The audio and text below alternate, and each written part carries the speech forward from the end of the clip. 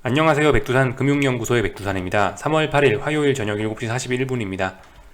내일은 한국장 휴장이니까 영상 한 편만 올릴게요. 아침 영상은 없고 저녁에만 한 편 올리겠습니다. 자, 이제 오늘 있었던 일 좀 살펴볼 건데, 미국장 하락의 영향을 받아서 아시아가 하락 마감을 했죠. 근데 뭐 오늘 아시아가 하락 마감했다라고 해서 유럽이 지금도 또 하락해야 되냐? 그런 건 없죠.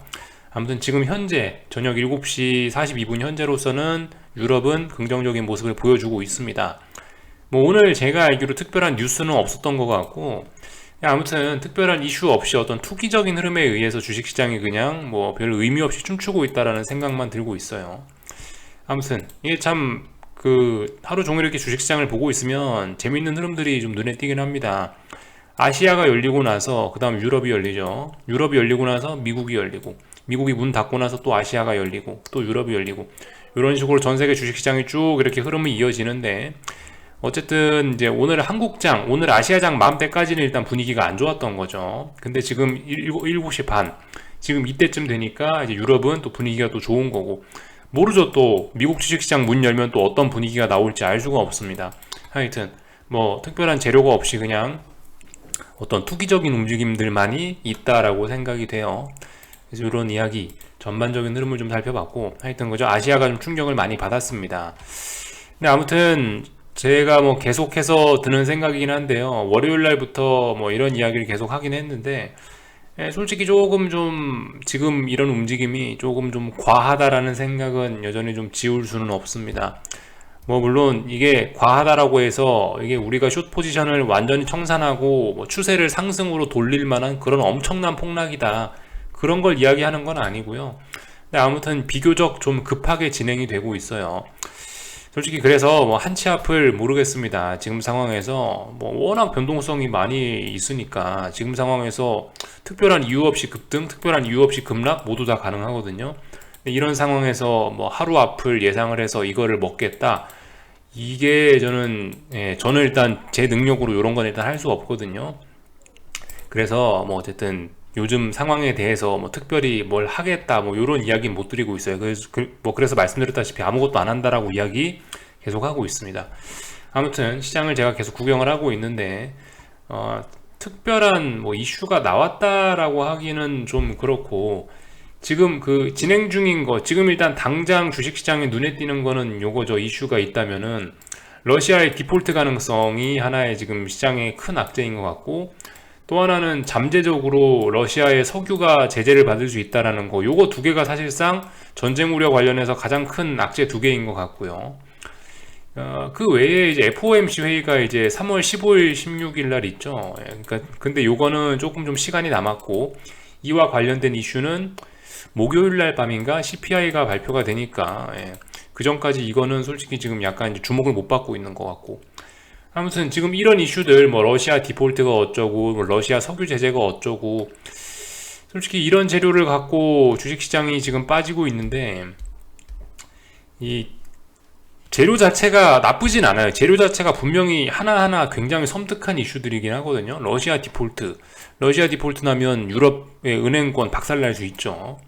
또 그리고 뭐 석유 제재 하면은 전 세계가 또 인플레이션으로 박살날 수 있죠. 둘 다 어쨌든 심각한 이슈이긴 한데, 아무튼 그렇다라고 해도 이 주식시장에 이게 반영되는 속도나 폭 같은 게 있을 텐데, 이 제가 생각하는 거는 일단 조금 좀 빠르다라는 생각입니다. 그래서 지금은 뭔가를 하기 굉장히 좀 부담스러운 그런 상황이라는 생각이에요.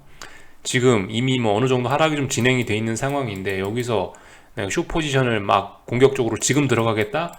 이것도 부담스럽죠. 왜냐? 지금까지 진행된 속도와 폭이 너무 빠르기 때문에 좀 그런 생각이 들고, 그렇다라고 해서 여기서 지금까지 하락 진행된 게 단기적으로 너무 빠르고 이 하락폭이 컸으니까 여기서 매수 포지션도 돌아서야 된다?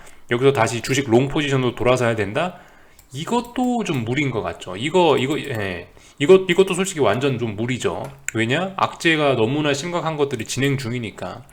하여튼 개인적으로 그래서 굉장히 좀 애매합니다. 뭐라고 말씀드리기가 좀 애매한 것 같아요. 주식시장이 하락할 만한 뭐 그러한 악재들은 분명히 있어요. 명분은 있는데, 야, 그럼에도 불구하고 좀 속도와 폭이 좀 너무 빠르지 않아? 라고 생각을 합니다. 그래서 아무튼 지금 같은 경우는 이미 어느 정도 일이 좀 벌어져 있는 상황이기 때문에, 뭐 이미 보유자, 그죠? 숏 포지션 보유자분들이 지금 룰루랄라 하면서 그냥 즐기는 자리지. 여기서 뭐 신규로 어떻게 하고, 여기서 이제 뭐 주식 저점 매수를 노리고, 이런 거는 좀 아닌 것 같다라는 생각이 개인적으로 듭니다.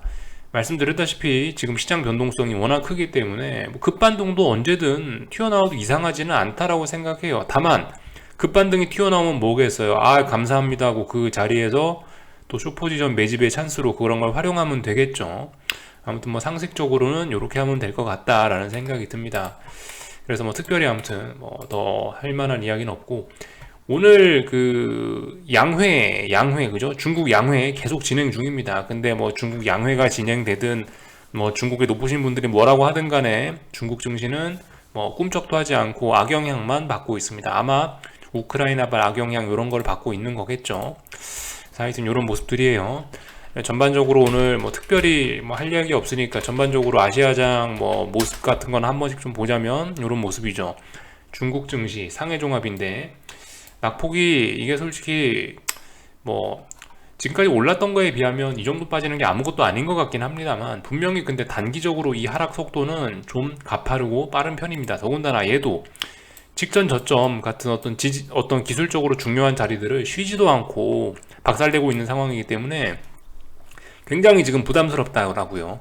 분명히 하락할 만한 재료는 있어요. 이런 걸 정당화시킬 만한 재료는 있는데 그럼에도 불구하고 속도가 빨라서 어쨌든 좀 굉장히 좀 부담스럽긴 합니다. 제 입장에서도요. 아무튼 뭐 중국 증시도 이렇게 빠지고 있고요. 일본 증시도 속 시원하게 빠져가지고 이제 뭐 하락 추세 시작됐죠. 하락 추세 시작돼갖고 중요한 라인을 다 붕괴시키고. 근데 아무튼 얘도 중요한 라인들을 깨긴 깼는데 조금 속도가 좀 가파르지 않냐라는 생각이 계속 든다는 거죠. 이 정도 봤고요. 위안화도 한 번씩 보자고요. 근데 아무튼 위안화, 그죠? 이 지난번부터 말씀드렸던 그런 모습들이 계속 나타나고 있죠. 지금까지 위안화의 움직임들을 보면 대부분 어떤 뾰족뾰족한 이 V자형 반등을 일삼았는데, 뭐 대부분 그죠? 이런 자리 V자형 반등이 일삼아졌는데, 근데 웬일로 3월 FOMC, 미국 FOMC 회의가 얼마 안 남아서 그런가 웬일로 여기서 차분하게 하방 경직성을 만드는 듯한 모습이 보이고 있습니다. 그래서 위안화의 이 약세로 추세 전환 가능성을, 그죠? 좀 잘 봐야 된다라고 이야기를 드리고 있죠. 제가 그 예전부터 말씀드리던 거, 중국 같은 경우 뭐예요? 지금 금융위기의 씨앗을 갖고 있는 나라 중에 하나 아닙니까? 그죠? 예전부터 말씀드리던 거, 미국 금융시장 버블, 이탈리아 쪽 국채, 뭐 이쪽 국채나 은행권 요쪽에 있는 뭐 그런 문제, 또 그리고 중국의 뭐 그림자 금융 뭐 요런 거 해갖고 제가 3종 세트로 전 세계 금융시장을 박살낼 폭탄 3종 세트다, 잘 보고 있자라는 이야기를 드렸었는데, 그죠? 그 중에 중국의 상태를 가장 잘 볼 수 있는 확실한 숫자가 뭐예요? 환율이죠. 그래서 환율 잘 보자라고 말씀드리고 있는데, 아무튼 웬일로 하방 경직성을 든든하게 확보하고 있으니까 추세 전환하는지 아무튼 좀 잘 보자고요. 3월 FOMC까지 이제 한 일주일 정도 남은 상황이죠. 그 전에 이렇게 힘을 잘 모으고 있습니다. FOMC 회의 끝나고 어딘가로 빵빵 터뜨리겠죠. 방향성이 상식적으로는 이쪽이 될 것 같은데 어떻게 되려나 봐야 되겠습니다. 그죠? 중국은 기준금리 인하하고 있고 미국은 기준금리 인상한다고 하는데 당연히 기준금리 인상하는 쪽으로 돈이 몰려가는 게 당연하겠죠. 그러니까 위안화 약세가 나오는 게, 위안화 약세, 달러화 강세가 나오는 게 일단 상식적으로는 맞는 것일 겁니다. 상식적으로 시장이 진행될지는 좀 지켜봐야 되겠고요. 전반적인 뭐 아시아장 이런 모습을 살펴봤고, 그 참 유럽 지수도 아무튼 한 번씩 보아야 됩니다. 지금 왜냐, 유럽이 어떤 러시아 전쟁 이슈에 직격탄을 받고 있는 나라이기 때문에, 유럽이 직격탄을 받고 있기 때문에 잘 봐야 돼요. 어쩌면 유럽 증시가 이 증시의 반등 타이밍을 알려주는 중요한 핵심일 수도 있어요. 그죠? 아무래도 전쟁에 가장 직접적으로 가까운 영향을 받고 있는 유럽 증시가 반등을 한다라고 한다면 미국, 한국, 아시아는 당연히, 그죠? 반등할 수밖에 없겠죠. 일단 상식적으로는 그렇겠죠. 상식이 통할지는 모르겠지만 일단 우리가 상식적으로 그렇게 생각할 수는 있을 거예요. 그래서 오늘 아침에 말씀드렸던 것처럼 일단 그 폭락을 한 상황에서 독일 증권, 일단 그 독일 지수는 양봉을 만들어 놨다. 오늘까지 이렇게 양봉의 상승 마감까지 이런 식으로 해주면 여기서 2거래일 동안 어떤 지지력을 만들게 된다라는 거.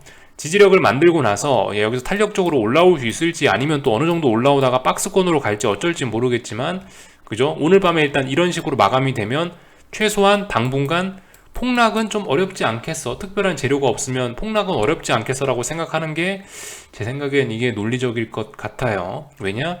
말씀드렸다시피 얘도 이 전쟁 우려의 당사국이고 해서 뭐 어쨌든 좀 많이 빠지긴 했지만은 전쟁 우려의 당사국은 아닌데 어쨌든 주변국으로서 많이 빠지긴 했는데 이게 너무 좀 정도와 폭이 좀 심하다고 속도가 좀 너무 가파르더라고요.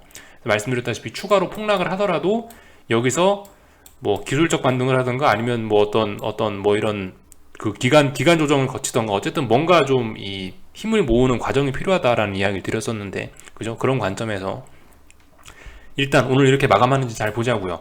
유럽 증시, 독일 증시가 오늘까지 이렇게 해서 양봉으로 상승 마감해주면 일단 최소한 뭐 전쟁 이런 거와 관련해서 추가로 폭락하는 건 그래도 좀 일단락 되지 않겠어라는 생각 정도는 해볼 수 있을 것 같아요. 유럽 증시 그래서 좀 중요하니까 참고하자고요. 이런 이야기를 좀 드렸고 당연히 하락 추세죠, 그죠? 예, 심각합니다. 이런 모습들을 볼 수가 있겠고 뭐 볼라 그랬지? 뭐 비트코인 같은 거는 그죠? 여러분들 이거 안전자산 아니죠? 비트코인 같은 거는 아무튼간 그 중요한 자리가 어딜까요? 중요한 자리가 당연히 여기 있는 어떤 직전 저점 자리가 중요한 자리일 거고 지금 현재 박스권이라 생각하시면 되겠죠. 대충 박스권이라 생각하시면 될 거예요. 근데 아무튼 얘 위험자산 얘가 안전자산 이런 거 아니니까 잘 봐야 됩니다. 얘도 아무튼 분위기가 좀 심상치는 않죠. 네. 하여튼 비트코인 같은 경우는 최소 3만이 붕괴되면은 이제 본격적인 하락 추세라고 이야기할 수 있을 겁니다. 아직은 이게 참 신기하게도 그렇게 많이 빠졌는데도 아직도 상승 추세예요. 아직도 워낙 많이 올랐었기 때문에 보이시죠? 예. 저점과 저점이 높아지고 고점과 고점이 높아지는 게 상승 추세니까 아직까지 상승 추세 중이라고요. 어디 붕괴돼야 된다? 3만이 붕괴돼야 하락 추세다라는 이야기 드릴 수 있겠습니다. 어쨌든 아직까지 잘 버티고는 있는데 말 그대로 버티고만 있는 것 같아요. 지금 위험자산들 분위기가 안 좋은데 어쨌든 비트코인도 위험자산이다 오해하시는 분들이 많으시더라고요. 비트코인은 안전자산이다라고 오해하시는 분들이 많은데 위험자산입니다. 이런 이야기 드렸고 그냥 전반적으로 한번 쭉 그냥 살펴봤습니다. 그 경제지표 같은 경우는 말씀드렸다시피 목요일 밤에 뭐 있어요. 목요일 밤에 CPI가 발표되는 거 요거 잘 보시면 됩니다. 코어 CPI 써있죠. 미국장 요거 물가지표 때문에 좀 움직일 수 있다라는 거 요거 보시면 되겠습니다. 그리고 목요일 밤 같은 경우는 유로존 통화정책회의도 있으니까 여기서도 뭐라 하는지 좀 지켜보면 될 것 같고요. 어떤 경제적인 이슈가 나오는 게 목요일 밤이니까 아무튼 오늘 밤에는 제 생각에 뭐 특별한 이슈 이런 건 일단 없다라고 생각이 됩니다. 요 정도 살펴봤고 그 국제유가를 이야기하기 전에 참 요런 소식이 있더라고요. 런던 금속거래소 LME죠. LME 런던 금속거래소에서 니켈 매매가 중단됐대요. 하루에 가격이 250% 급등했대요. 이거를 보시면 지금 이 기사를 제가 보여드리는 이유가 세상이 그만큼 미쳤다고요. 지금 옛날 같지가 않아요. 그래서 지금 특히 원자재 시장에 베팅하시고 계신 분들 특히 조심하라는 이야기를 좀 드리고 싶거든요. 지금 이게 예전에는 안 그랬는데 언젠가부터 이게 유동성이 너무 많아지고 탐욕이 분위기가 너무 무르익고 이러다 보니까 2020년 3월에 국제유가 마이너스 뭐 40달러인가까지 갔었죠. 저 그때 호가창 보고 있었어요.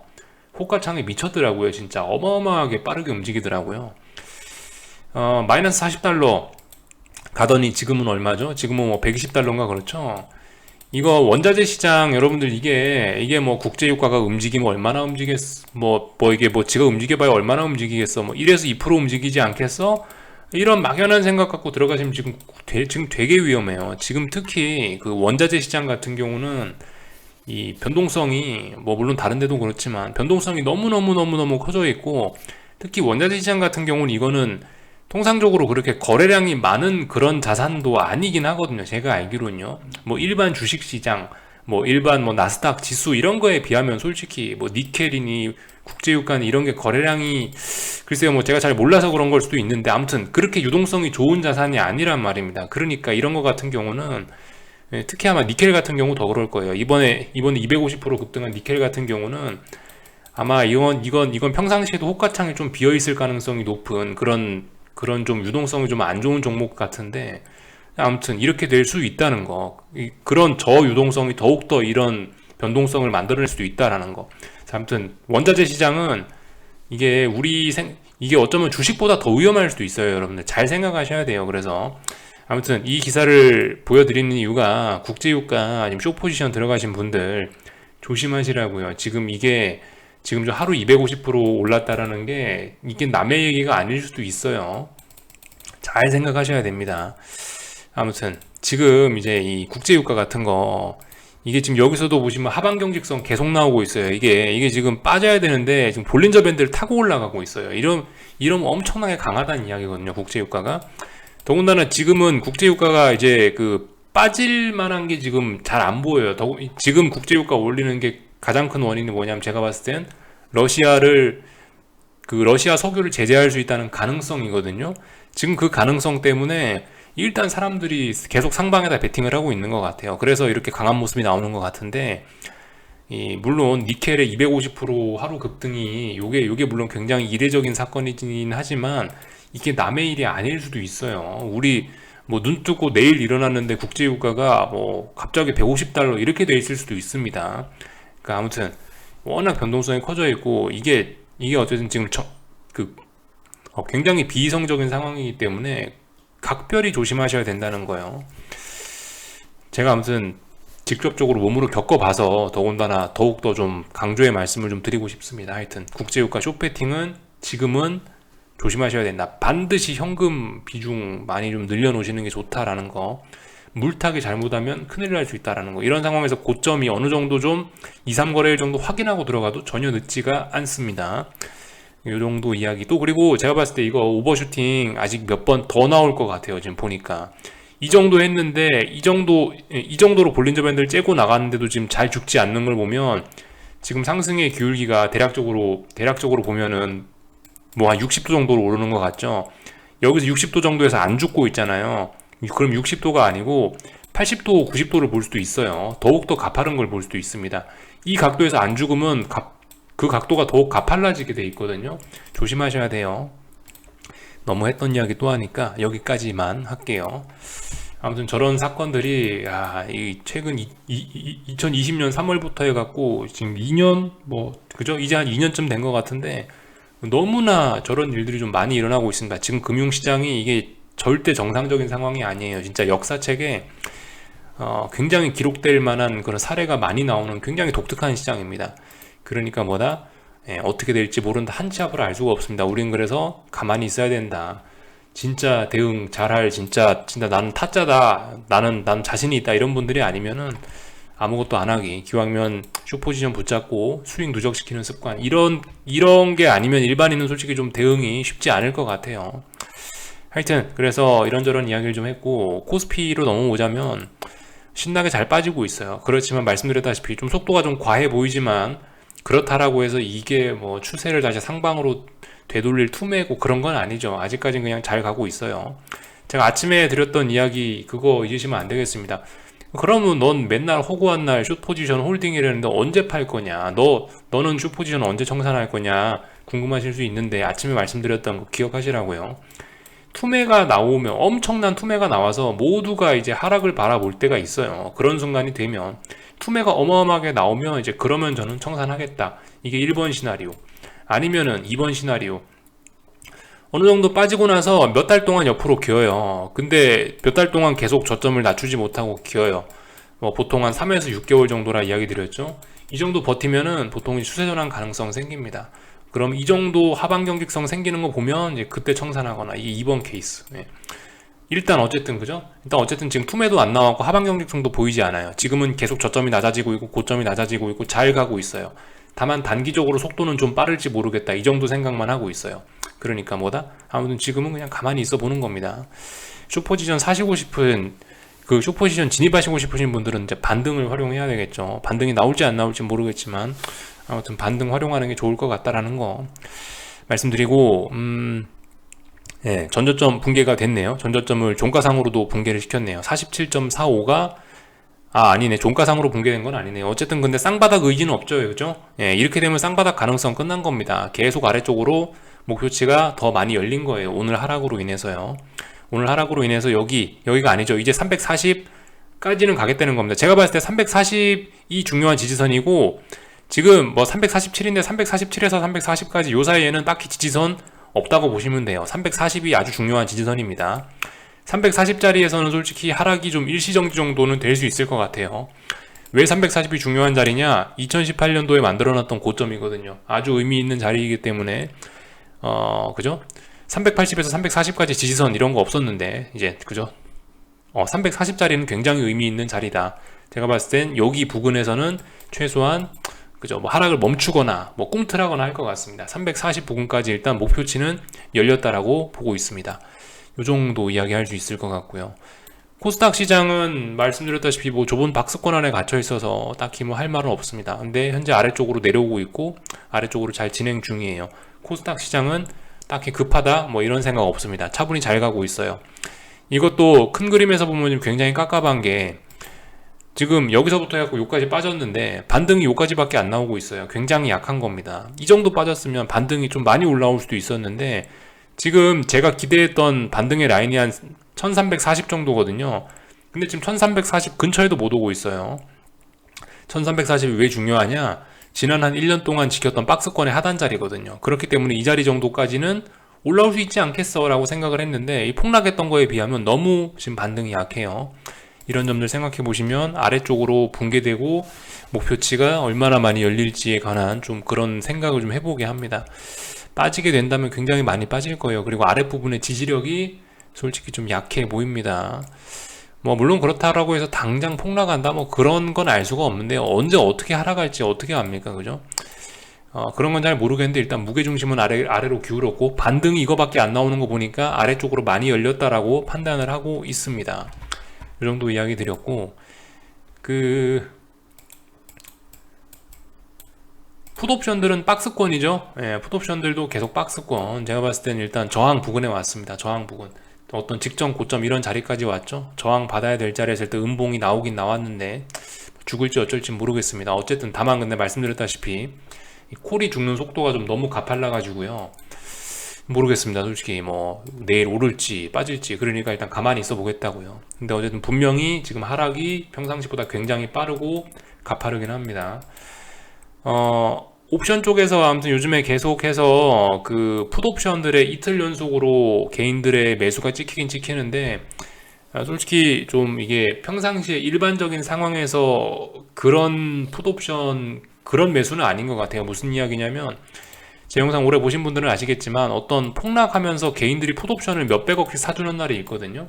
이런 날이 어떤 단기 변곡 혹은 중장기 변곡일 가능성이 높은데 근데 일단 어제 개인들이 제가 알기로 풋옵션 한 120억 정도 매수했고 오늘도 47억 매수했는데 더하면 굉장히 액수는 많거든요. 굉장히 많은 편이긴 한데 근데 아무튼 이게 그 평상시에 어떤 진짜 개인들이 하방을 봐가지고 풋옵션을 매수하고 진짜 그런 움직임에서 나온 167억은 아닌 것 같아요. 그런 것 같지는 않고 요즘에 언젠가부터 한국 주식시장에 좀 옵션 투기 세력이 좀 지대로 붙은 것 같아요. 그래서 요즘 옵션 금액들이 굉장히 커졌거든요. 거의 뭐 외국인이나 기관급의 그런 세력들이 개인 창구를 이용해서 뭔가 옵션을 갖고 큰 투기질을 하고 있다라고 생각해요. 그래서 아무튼 예전과 다르게 지금 옵션 금액 왔다 갔다 하는 게 어떤 양상이 많이 좀 다르긴 합니다. 예를 들면 예전에 뭐 120억씩 이렇게 풋옵션 매수가 찍히는 날엔 보통 통상적으로 원웨이 하락장이 나타나고 있고 풋옵션 120억이 이렇게 천천히 시간에 따라서 이렇게 쭉 누적되는 경우가 많았는데 요즘 같은 경우는 어제 제가 알기로 120억인가 나온 게 거의 뭐 몇 시간 만에 딱 120억 찍고 나서 그 다음 왔다리 갔다리 하고 이랬거든요.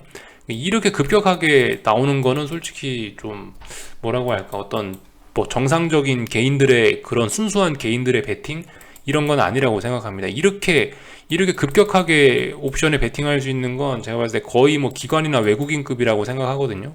이 개인이 할 수가 없는 것 같아요. 이런 거는 제가 알기로는요. 근데 아무튼 이런 모습들이 나타나고 있으니까 요즘 옵션 시장에 옵션 수급에 굉장히 왜곡이 많은 것 같아서 옵션에 관련된 뭐 부분은 솔직히 뭐 별로 그렇게 일단 요즘은 액수가 좀 커지긴 했지만 이거를 뭐 어떤 시장을 보는 키로서 그렇게 중요하게 생각하지는 않고 있어요. 그냥 가볍게 보고 지나가고 있는 상황입니다. 이 정도 이야기 드렸고 아무튼 뭐 제가 드는 생각은 그래요. 제가 드는 생각은 지금 개인들은 뭐 물론 액수는 지금 보시면 콜옵션 마이너스 26억 찍혀 있고 어쨌든 개인들이 계속 이 콜옵션 개인들이 계속 콜옵션 순매도로 찍히긴 하는데요. 근데 어제부터 제가 계속 이제 눈여겨보고 있는 건 이런 부분. 이 보시면 콜옵션의 미결제가 굉장히 많이 늘어나고 있죠. 이런 거 제가 봤을 때 지금 개인들은 콜옵션 무지하게 많이 매수하는 것 같거든요. 이게 지금 저도 솔직히 좀 그런 생각하긴 하는데, 말씀드렸다시피 하락의 속도가 좀 너무 빠르다고요. 분명히 급반등을 바라는 그런 개인들의 투기적인 심리가 지금 한참 불을 뿜을 때인 것 같은데, 그래서 지금 개인들이 매일매일 반토막씩 나고 있는 풋옵션을, 와 이거 굉장히 싸다, 이 정도면 평상시면 반등 나왔 이 정도 하락했으면 평상시엔 반등이 나왔겠거니 하는 그런 경험을 갖고 개인들이 지금 투기적으로 급반등에다 베팅을 하고 있는 모습이 이렇게 보이는 것 같습니다. 요거 그런 것 같아요. 2거래일 연속으로 어마어마하게 그 콜옵션의 미결제가 많이 증가하고 있더라고요. 몇만 계약씩 막 증가하고 있더라고요. 솔직히 왜 여기 이렇게 금액으로 마이너스 찍히는지는 저도 정확히 이해는 되지 않는데, 어쨌든 이런 모습 보면은 제가 봤을 때 개인들이 지금 콜옵션에 오히려 베팅 많이 하고 있다라는 추측이 좀 개인적으로 되긴 됩니다. 정확하지는 않고 그냥 뭐 저의 어떤 추측이에요. 이거 개인들이 실제로 보고 있는 건 아래쪽이 아니고 위쪽을 바라보고 있는 것 같다, 이런 이야기를 좀 드릴 수 있을 것 같아요. 풋옵션들은 보시다시피 미결제 쭉쭉쭉쭉 빠지고 있죠. 제가 봤을 때 지금 개인들은 뭐 기존에 들고 있던 풋옵션 팔아갖고 전부 다 콜 쪽으로 지금 달라붙고 있는 그런 건 것 같아요. 그래서 옵션 이야기 간단하게 했는데 잘 이해 안 되시면 뭐 그냥 패스하셔도 되고요. 하여튼 뭐 저의 생각이니까 이 부분은 뭐 틀릴 수도 있습니다. 저의 경험에 의해서 그냥 뭐 제가 말씀드리는 거라. 아무튼 옵션 이야기까지 하고요. 원달러 환율은 좀 제발 좀 쉬워졌으면 좋겠는데, 오늘도 9원이 올라갔고 이제 거의 1240원을 터치할 뻔했네요. 그죠? 네. 아무튼 분명히 좀 과합니다. 분명히 이제 이번 주에 더 이상 올라가면 좀 아닌 것 같은데, 아무튼 일단 뭐 이 정도까지는 그래도 문제 없습니다. 원달러 환율 예전에 코로나 때 고점 이런 때 보세요. 뭐 하루에 41원 올랐죠. 여러분 이거 보시면요. 3월 19일 날 2020년 3월 19일 하루에 40원 올랐어요. 환율이 3% 올랐다고요. 이 정도 급의 어떤 이런 오버슈팅이 보이지 않는 한은 원달러 환율 계속 우상향 천천히 할 것이라 생각됩니다. 지금 어쨌든 이 단기적으로는 좀 쉴지 모르겠는데, 아무튼 최근에 나온 이런 원달러 환율의 이런 급등 같은 경우는 제가 봤을 때 이건 분명히 큰 의미는 있다라고 봐요. 어떤 의미에서? 일봉으로 보면 잘 안 보일 수 있는데 주봉으로 보면 이런 모습이 보이죠. 지금까지 지지부진했던 이런 원달러 흐름, 지지부진했던 원달러 환율의 상승 흐름, 굉장히 지지부진하던 거를 이제 흐름을 바꾸려고 하는 그런 장대 양봉이 나타났다라고 개인적으로 생각을 합니다. 이제 본격적으로 좀 진짜 원화 약세의 시대, 원화 약세의 속도도 좀 빨리 하고, 뭐 개인적으로 이런 걸 의미하는 어떤 그런 의미 있는 장대 양봉이 나왔다라고 생각해요. 그런 매수세가 유입이 됐다라고 생각합니다. 요 며칠 새요. 근데 어쨌든 말씀드렸다시피 이게 워낙 움직임이 급하기 때문에 분명히 일부 좀 쉬었다 가긴 할 것 같아요. 그래서 아무튼 일봉으로 보면 저런 모습인데 주봉으로 보면 봉 한두 개죠. 그러니까 의미 있는 장대 양봉이 나왔다라고 이렇게 판단을 하고 있습니다. 어떤 지금까지 그죠? 이런 느릿느릿한 흐름에 약간 좀 그죠? 어떤 활기를 불어넣을 수 있는 그런 장대 양봉이 등장했다라고 보고 있습니다. 근데 원달러 환율에 저런 장대 양봉이 등장하면 그게 이제 나라는 물 말아 먹겠다 이거죠. 그죠? 한국 금융시장은 당분간 물 말아 먹겠다, 그런 의지로 생각하면 되겠죠. 말씀드렸다시피 속도는 좀 급한 편이니까 속도 조절 정도는 하지 않을까 싶긴 하고요. 그래서 아무튼 한국 증시 관련된 이야기 좀 했고요. 미국 증시 같은 경우도 뭐 어쨌든 같은 생각입니다. 전반적으로 조금 좀 흐름이 좀 빠르긴 하고, 말씀드렸다시피 중요한 지지선이 이제 중요한 저항이 어디죠? 뭐 2월 24일 날 만들어놨던 그런 시가, 오늘 아침에 거길 기준으로 말씀드렸는데 그 자리 넘는지 안 넘는지 일단 잘 보자고요. 2월 24일 날 시가, 이런 자리가 어떤 중요한 저항으로서 지금 인식이 될 것 같고, 모르죠. 근데 뭐 급하다라고 했는데 오늘 밤에 또 빠질 수도 있고, 뭐 어떻게 될지는 저도 잘 모르는 거고, 하여튼 말씀드렸다시피 중요한 저항은 거기 있고요. 중요한 지지선은 어디 있겠어요? 그럼 2월 24일 날 저점이 중요한 지지선이 되겠죠. 2월 24일 날 저점, 지지선, 저항, 그죠? 지금 2월 24일 날 본 기준으로 시가와 저가 사이에서 놀고 있는 겁니다. 저항, 지지력, 이렇게 보시면 될 것 같고, 이게 어쨌든 지금 굉장히 멀어 보이죠? 와, 저 위에 저항이 있네. 설마 저까지 가겠어? 저 밑에 저점이 있네. 설마 저까지 가겠어? 싶지만 지금 시장은 빅스가 굉장히 큰 상황이기 때문에 얼마든지 갈 수 있어요. 지금 가능성 다 열어놔야 돼요. 어떻게 될지 몰라요. 변동성 지수 같은 거, 그죠? 아무튼 이것도 지금 단기적으로 워낙 난리부르스를 치고 있어갖고 뭐 딱히 뭐 드릴 이야기가 없습니다. 여러분들 이거 편하게 보시려면 그냥 이런 식으로 선 두 개, 선 두 가닥 그어놓고 요 안에서 움직임만 체크하시면 좋을 것 같아요. 이 안에서 조금 더 올랐다가 떨어져도 괜찮고, 하여튼 이 안에 있으니까 딱히 뭐 제가 뭐 드릴 이야기는 없습니다. 다만 변동성이 쉽게 가라앉지는 않을 모양이에요, 그죠? 변동성은 계속 한동안 위로 올라갈 듯한 모습을 보이고 있습니다. 여기까지 할게요. 궁금한 거 리플 남겨주시고요. 또 내일 저녁 때 뵙도록 하겠습니다. 내일 좋은 시간들 보내시고 여기서 영상 마치도록 하겠습니다.